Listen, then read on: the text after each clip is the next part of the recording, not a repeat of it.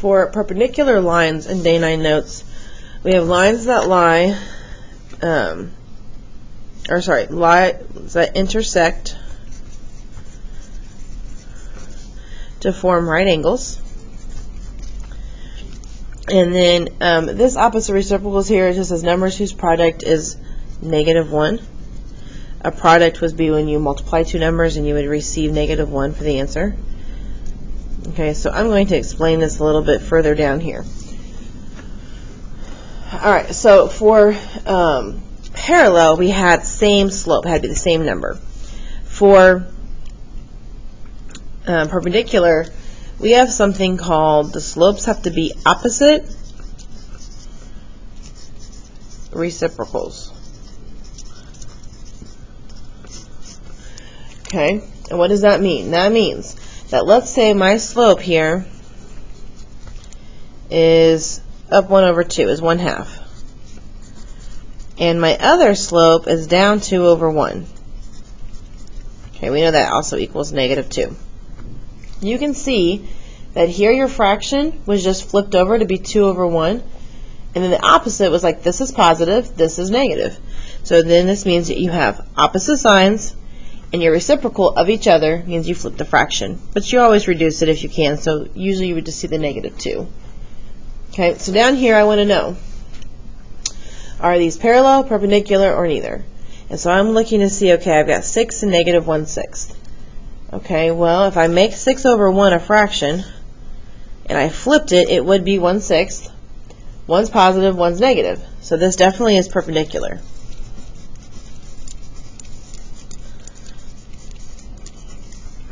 In part B, we have a +5 and a +1/5.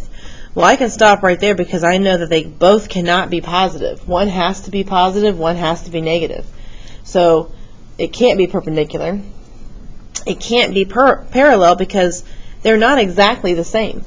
And so they have to be neither.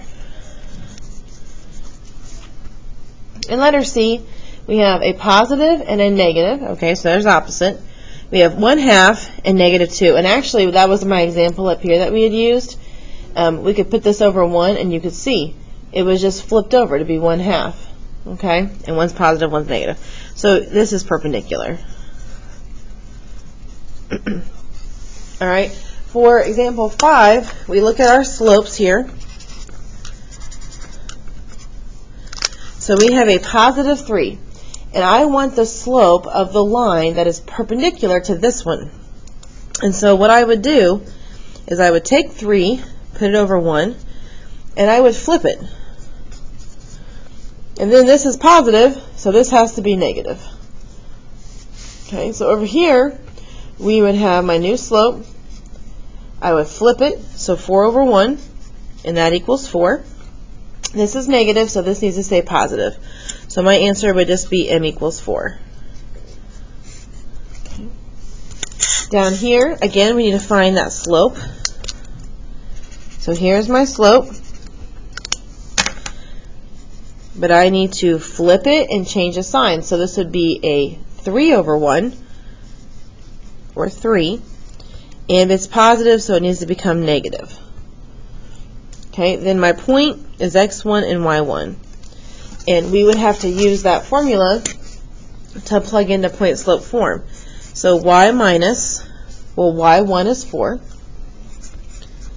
My new slope is -3. And then x minus x1, which is 2. And then I need to transform that into slope-intercept form. So I would multiply by -3. And then I would add 4 over to 6. And so y equals -3x plus 10. Okay, and the last one, we again find our slope, -5 there, and we need to flip it to become 1/5. It is currently negative, now it is positive. And then we have our point x1, y1.